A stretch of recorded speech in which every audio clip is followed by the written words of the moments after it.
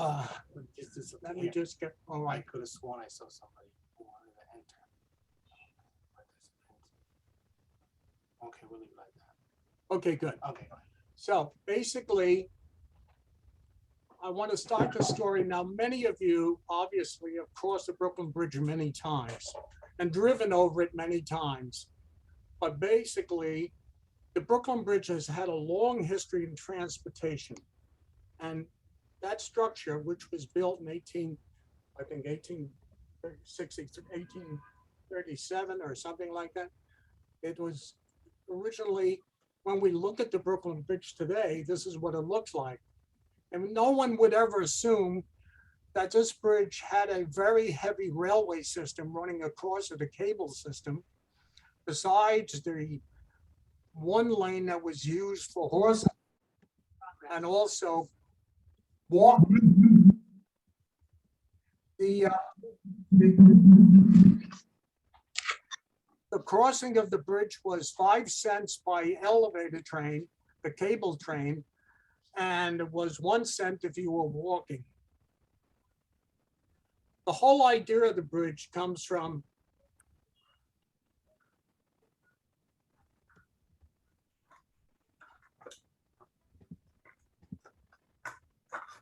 Yes. John Roebling. Now, John Roebling was born in June 12, 1805, and he perished on July 22nd, 1869. John Roebling was a brilliant engineer, German engineer, who came over from Germany to do his engineering in America. And he built many bridges, one over the Niagara River, another one over the Ohio at Cincinnati. And basically, they picked John Roebling to be the engineer to build the biggest bridge in the world at that time. Unfortunately, when John was surveying the bridge for where it was going to be built and what route it was going to take, he had his foot lodged in a piece of wood on the deck as the ferry came in and crushed it. And it severely damaged his foot. But John, being a thick-headed Dutchman, turned around and was interested in hydrotherapy and thought he could save himself, but he wound up getting gangrene and died a horrible death. The finishing of the bridge was taken over by Washington Roebling, who was born on May 26, 1837, and July 21st, 1926 is when he passed away. Now, Washington Roebling was a hero in the Civil War, and if you watch the series on the Civil War, most of his commentaries were used to describe the events that had happened. And only does he come home from the Civil War when his father dies, and the bridge company, which was the New York and Brooklyn Bridge, asked him to take over the construction of the bridge. In doing so, one of the large boxes that was sunk so they could build a stone tower had to go deeper and deeper until it reached bedrock. And he went down there and nobody understood the differences in pressures in coming up to the surface. And many people got the bends, including Washington Roebling. As you can see in this painting, you can see the bridge from the window. But later on, you'll find out that from this viewpoint, he instructed his wife, Emily Roebling, to finish the construction of the bridge while he was terribly bedridden. His blood would bubble up in his veins. It was quite frightening. This is a lovely painting of Emily Roebling. I don't know if it's by Sargent, but it sure looks like it. And Emily Roebling was born on September 23rd, 1843, and died on February 28, 1903. And basically what Emily did was near the end of the construction, and it was not finished, he stood on the bridge and he watched her with spy glasses, and she learned engineering and basically could communicate with him from the bridge to that window, and the bridge was completed. When the bridge was open, she rode in a carriage by herself with a rooster, which was always seen as the Roman sign of success. This is the original design that came up with the original design that John Roebling came up with, or the anchorages on the New York and Brooklyn side. These anchorages, of course, are still there today and still standing.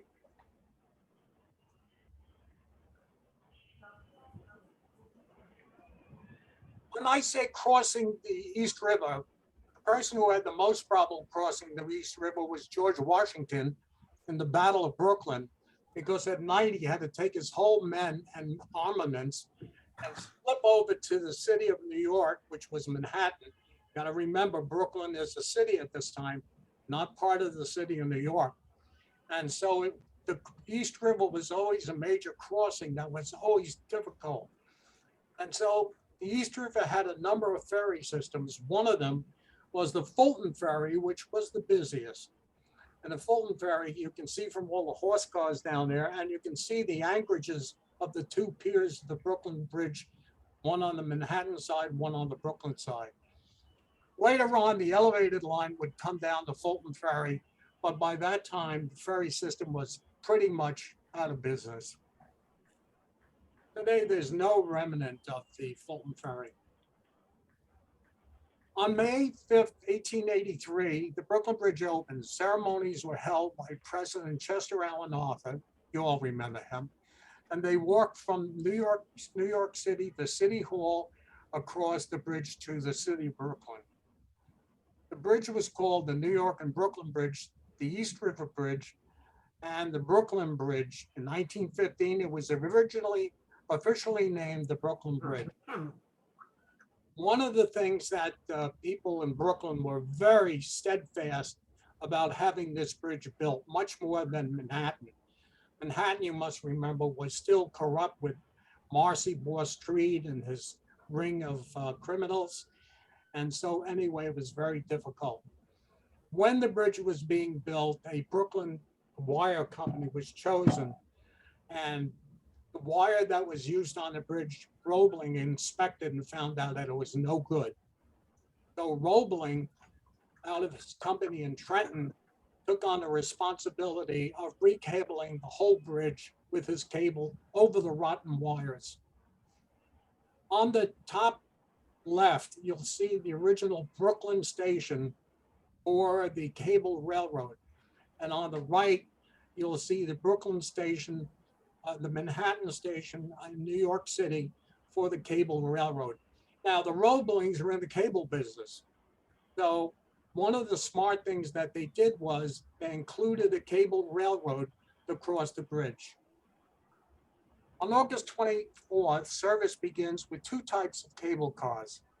The one on the left is one of the original cars, and it's very, very small. And it seated about 32 to 42 passengers. It costs 1 cent to walk across the Brooklyn Bridge and 5 cents to take the cable railroad. But you notice that there's only gates on either end. There's no center doors. As the bridge continues, the volume of traffic becomes enormous. They could not control it. This is a side sketch of what the bridge was to look like with the two cable cars. The passenger walk is exactly as it is now. And in 1883, test cars started running over the Brooklyn Bridge. And you can see the dray horses on one side and on the other side. Now, of course, that is, you don't see horses crossing the bridge ever. On October 1st, 1884, 6 new large coaches were built by the Pullman Palace Car Company in Calumet, Chicago.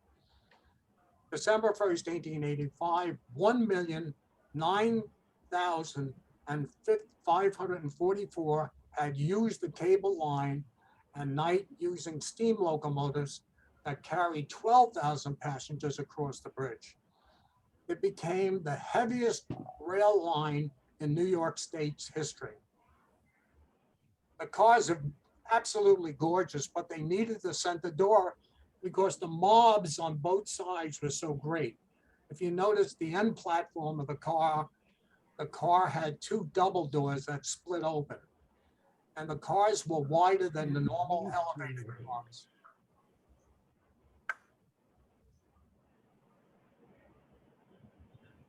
This is a view of the original structure of the bridge. Here we see the Brooklyn side. We had the station here, and then it came across the bridge and basically went here. Now, when it came to the Manhattan and Brooklyn City end, they had steam locomotives that once the car came off the cable, it rolled into the station under gravity, and the brakeman would turn a large wheel and stop the car. Then a steam engine would come out from here, pick up the train, bring it back, and then cross it over to the Brooklyn bound station, and passengers would board again. Jim, so it was only cable going to Manhattan, not from Manhattan. No, it was cable on both sides. Okay. Oh yeah, cable on both sides. This is a picture of one of the Porter-built engines for the New York and Brooklyn Bridge. And you can see it's labeled that. These were used on, they had a little short shunt on either side of the bridge. I have a picture of it, you'll see it. And they would just push the cars back and forth onto the cable. And then the conductor on the cable car would turn a large wheel, which we will see later, and it would grab the cable grip and off you went.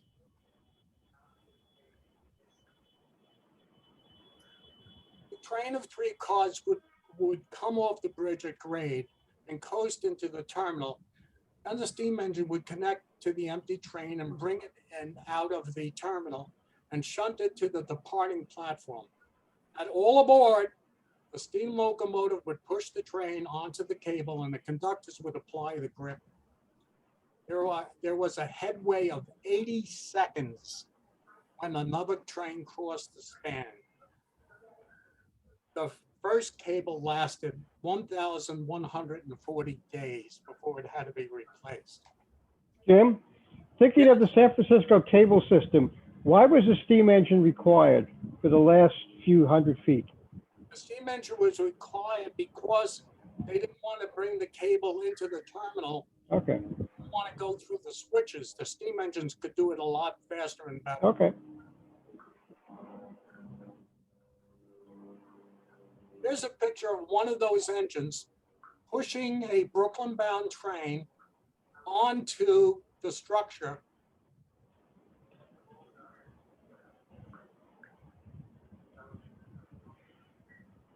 This is an early shot of the Manhattan terminal.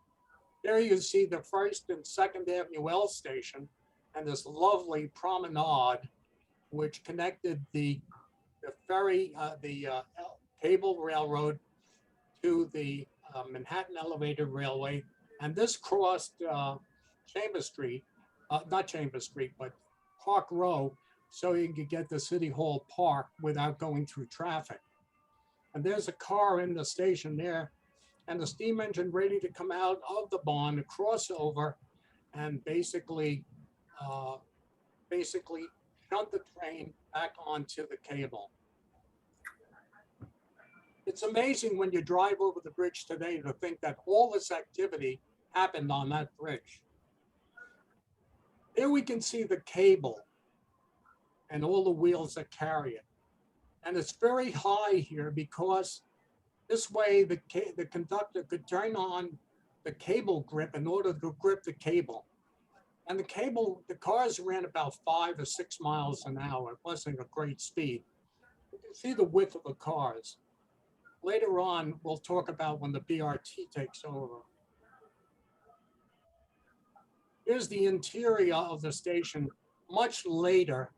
And of course, this is the exterior of the Manhattan station. This is Manhattan. This is Manhattan. 1889, the terminal in New York City and Brooklyn are enlarged. Well, they enlarged. Here you can see a Brooklyn streetcar also crossing the bridge.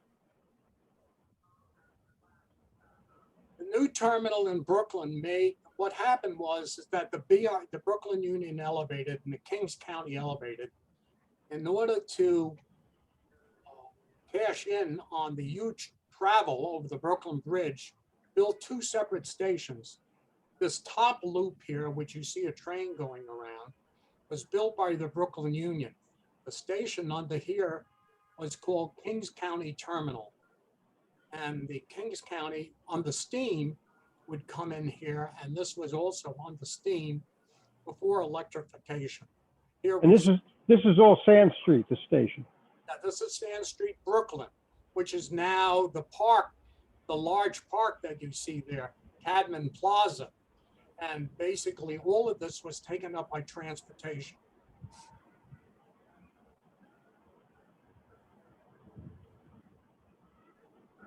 Here we see the steam engine again, and here you can see the man with the wheel, and this guy's checking the grip, and we see a car coming across onto the bridge, and it will drop the cable right about here and roll into the station.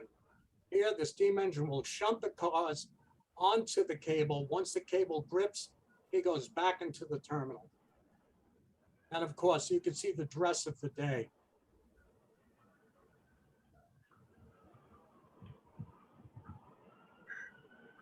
In 1896, 20 electric cars were ordered to push trains through the terminal without the use of steam locomotives.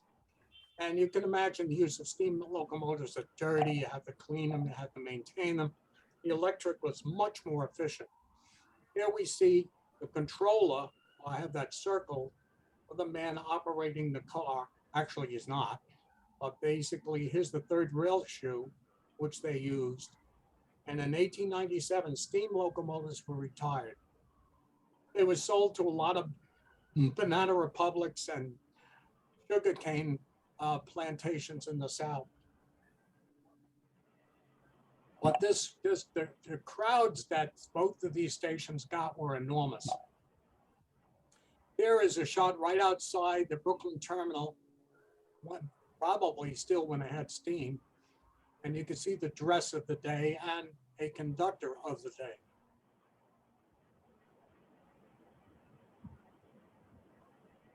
This is an artist's drawing of Manhattan. When the Brooklyn anchorage was done, the Manhattan side, it was the tallest thing in the city of New York. The only tallest building was the top of Trinity Church. So you can imagine the startling size of that thing when it was up. It was mammoth, and people were just shocked at it. Opening day was quite a festive thing, and Brooklyn celebrated heartily. Here we can see a 3-car cable train headed over the bridge while other people walked, and we have other people traying goods. On the land. And August 23rd, 1897, contracts were signed with the trolley and elevator companies to cross the bridge into Park Row, New York City. In 1904, trolley service begins. This was a very big undertaking. The BRT was a holding company, and the BRT owned mostly, absolutely all of the traction companies in Brooklyn and the elevator companies in Brooklyn. And they bought out the New York and Brooklyn Cable Railroad, and they started to run their trains on third rail over the bridge. None of the bridge cars could be used and were later sold off secondhand. Here we can see an open car. If you can imagine riding an open car over the Brooklyn Bridge in 1904, what an absolute delight. When the BRT took over, they had to make 2 cuts. One from the on the lower left onto the Fulton Mill through Tillery Street. They made an S-curve into the bridge yard where they stored cars. And from the Brooklyn Union, after Adams Street, it turned in and broke into the beginning of the yard area, so that the Myrtle Avenue, Lexington Avenue, and Fifth Avenue Bay Ridge trains could come in. This was only for Fulton cars.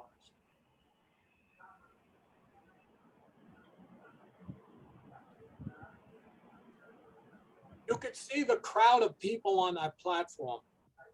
And these are people going, some of these trains went to Coney Island, some went all the way out to Queens, which was very rural at the time, and also East New York, which was rural at the time. But this is the kind of mobs that they were getting. This kept up until the intervention of the subways. Here we can see the amount of streetcars once they had access to the terminal. And of course, here we have the elevated trains running across. So Jim, the elevated trains took over the cable trackage and the streetcars took over one of the lanes of traffic? Yes, right, exactly. And basically the only lane of, regular commerce was used by the outer roadways. Here we see a shot probably around 1920, and it shows a Brooklyn BRT car sticking out of the terminal where the steam engines used to turn. This is the second and third, first and second Avenue L, and third. Second and third Avenue L, excuse me, not first. And this is the bridge over to City Hall. However, in 1908, something terrible happened to Brooklyn, an invasion, a mass invasion by the IRT company. And basically, the IRT built its first subway into Brooklyn, and that speeded up everything. And from that time on, ridership on the bridge started to drop. Here we have a shot at I think it's Nevin Street, not Nevin Street, but Borough Hall, with one of the first cars coming through. Not to be outdone, the BRT company, which had a terrible wreck in 1918, which killed 98 people and forced it into a form of bankruptcy. They wanted to get in on the subway building boom. And in 1920, the BMT would build the 4th Avenue line, the Sea Beach and the West End, Brighton Beach and Culver lines. This again also shot down a lot of the ridership for the bridge. One of the things that they had planned was Center Street Loop Plan would connect the Williamsburg, Manhattan, and finally the Brooklyn Bridge. Brooklyn Bridge was finished, but the curve was too sharp for the BMT equipment, and the trains were too heavy for the Brooklyn Bridge. Here it is here. I have some shots of the construction of that. They actually built the damn thing, but they basically had to close it and cover it over. This is the end. This is the end. This is the loss of ridership and really affected the elevated trains crossing Park Row, made it unnecessary. Park Row and Sand Street and the Fulton L would come down. How do you get rid of this? Oh, move it up here. This starts the plan of tearing down all of the city's rapid transit stuff. You could see this here was for the Brooklyn trolleys, which came up here and crossed over the bridge. Later on, for a consulting company, was when I was doing a plan for the new Brooklyn streetcar, which, by the way, we still haven't seen. The consulting company, all the engineers asked me, why is it that Brooklyn buses go everywhere in downtown Brooklyn? I said, because at one time they all went over the Brooklyn Bridge. It was very consolidated.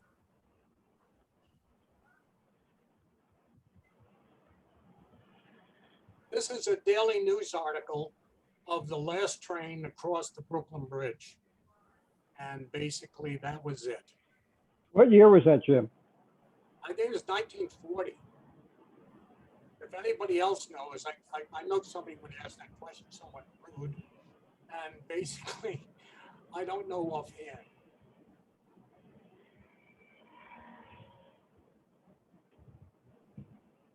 Okay. And Jim, again, that train only connected to Park Place. It didn't go into the 2nd or 3rd Avenue L's. No, the 2nd Avenue and 3rd Avenue L's were Manhattan Elevated and owned by the IRT company eventually. Near the end, the trolleys came off the roadway to make room for cars because everybody had cars. So the trolley now is running where the elevated was.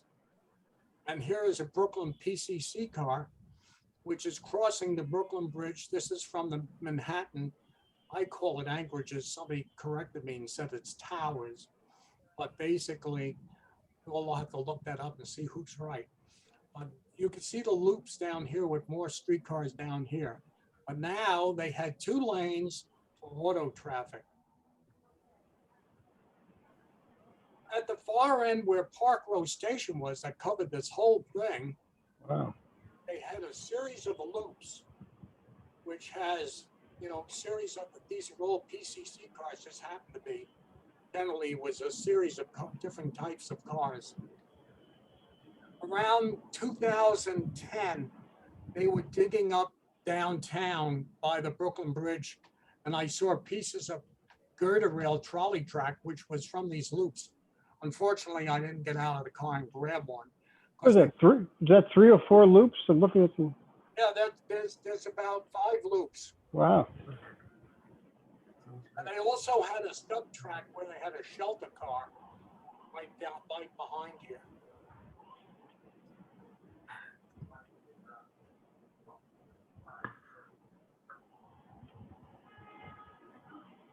And this is a public notice that I have in my collection. And by the way, I also have the official book for the opening of the Brooklyn Bridge that I got, and I only signed into it at the 100th anniversary of the Brooklyn Bridge. This is the public notice that Brooklyn Bridge trolley service will discontinue on March 6, 1950. The politicians and the automobiles got together and managed to strangle the Brooklyn streetcar system.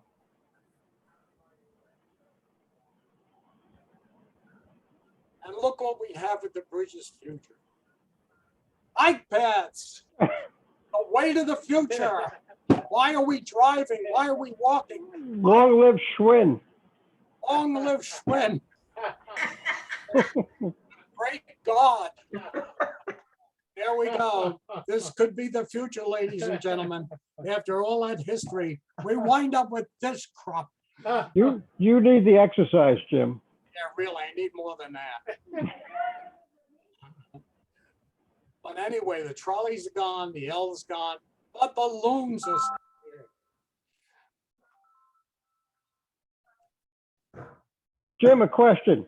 How involved was that original cable company, which I assume was private, in the bridge's planning, construction, and funding? It was originally planned, and originally it was planned by the Roeblings. I mean, not gonna be interested. Originally owned by the Roeblings, and the company was owned, had shareholders. Oh, you can't get sued without cable, can you? So it was part of the bridge company, the cable system. Right, exactly. He's telling me he's great, he'll never know the difference. If you go to Trenton, it says what Trenton. How's everything going at work? Stop talking. Is that Ann in the background? Yeah, of course. Uh, Can I tell you? Basically, when you go to Trenton, you see what Trenton makes, the world takes. That was mainly put up because of the large Roebling wire complex, okay. which is now just decimated. But here's a picture of the bridge in its full flower. But thank you, everybody, for showing up. Hey. Any questions from any of the peanut gallery out there? Come on. Thank you. Yeah, I have a question. Thank you. This was fascinating. Do you think there will be the political will at any point in the future to have a train again go over the Brooklyn Bridge? No. Okay. A number of things were looked at in the past, but nothing as far as rail. You know, a light rail would be fabulous over the Brooklyn Bridge, but it would take away from traffic. Oh my God, how can I do that? How can you take away from traffic? I want to stay sitting in this car for another hour. You know, it's just awful. And heavy rail, there's no near connection anyhow. Yeah, they would have been if they did the connection through through the Center Street Loop. They did have a ramp, but the BMT was experimenting at light vehicles with PCC trucks like the Bluebirds that certainly could have made that climb and gone on to the Brooklyn Bridge. They did. A lot of the Brooklyn lightweight experiments crossed over the Brooklyn Bridge. So actually, the bridge was certainly sturdy, and of course, it's still standing today. I mean, that bridge could take any kind of rail equipment in terms of weight. I don't know about that, but basically, I think that some of the newer light rail equipment would be perfect. Jim, you might want to mention that one of those streamlined streetcars that you showed on that 5-track loop at Park Row in Manhattan is at the Branford Electric Railway Museum in East Haven, Connecticut. And anyone who wants to ride on one can go out to the New Haven area and actually ride car number 1001, which was the first of the series. The PCC car was called PCC because the President's Conference Committee. The traction companies were losing. They were losing to buses, and they were losing patronage and ridership. So that many of the traction companies, including the BMT and the Public Service, Chicago Street Railways, and many others, got involved with this PCC development. They've developed this car, which had a new truck called a PCC truck, of course, the B1 truck, and the body was streamlined. The windows were opened by cranks, and not the Brooklyn Riders, but actual cranks. And these windows could open up, and they were very, very streamlined. They were first ordered by Brooklyn, and as Jack May had just said, 1001, the first PCC built, ran in Brooklyn and was celebrated. And basically 6,000 of these PCC cars were built in cities across America.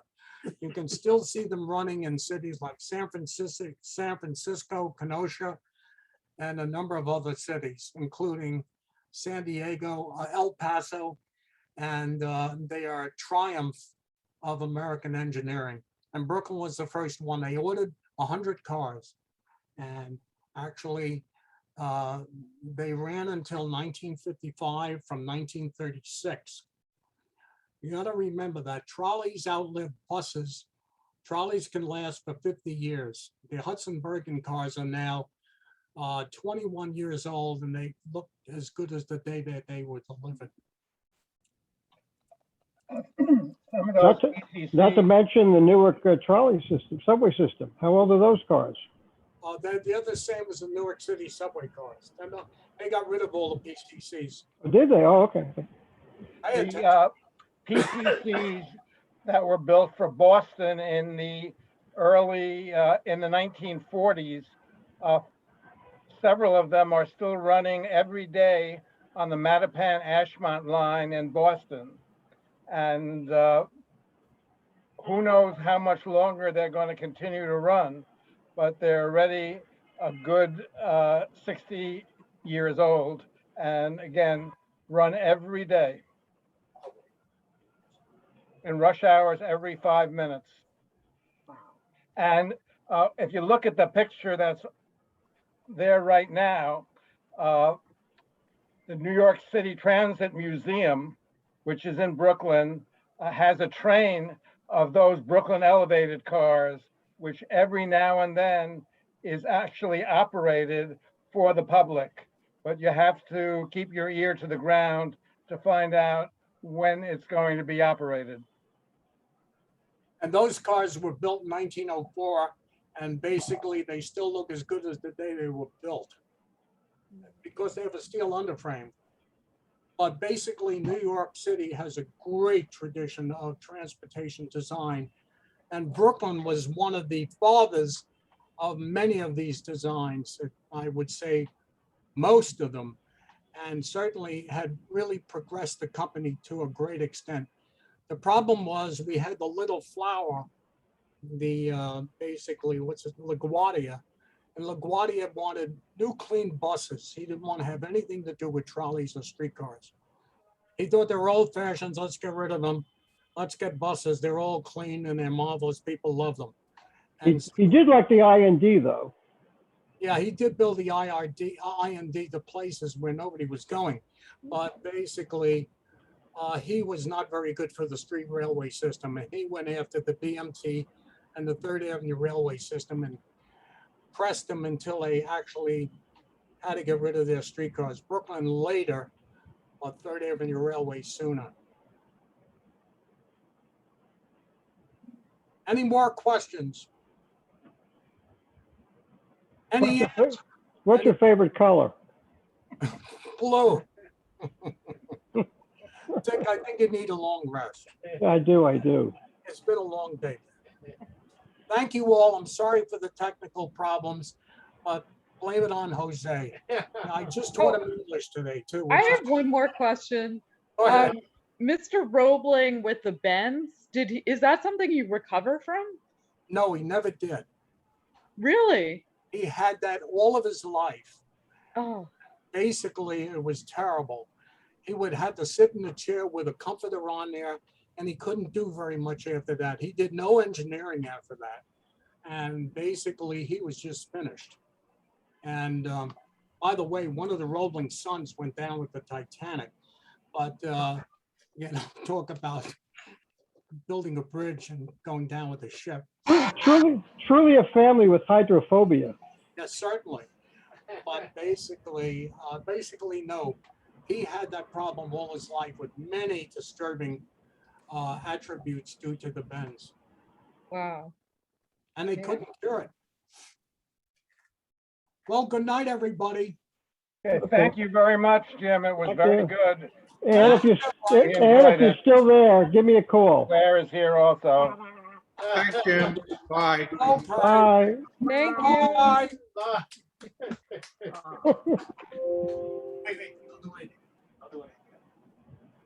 Oh. Oh. Oh, he's still here. We can't get rid of him. You will in a minute. Jose is, He's taking over all our laptops. uh, He's still here.